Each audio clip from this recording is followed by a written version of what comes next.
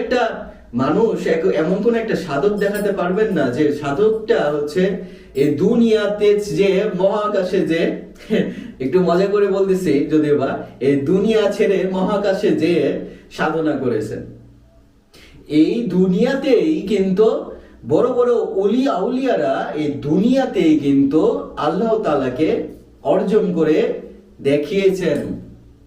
তাহলে এখানে ব্যাপারটা কি হয়ে যাচ্ছে যে দুনিয়াতে আমরা দুনিয়ার যে চাওয়া, দুনিয়াতে চাওয়ার কিছু নেই।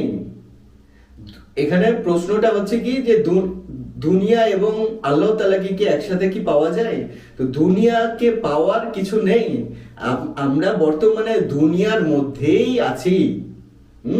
এই দুনিয়ার মধ্যে অতিরিক্ত চাহিদাটাকেই কিন্তু বলেছে মোহ। আর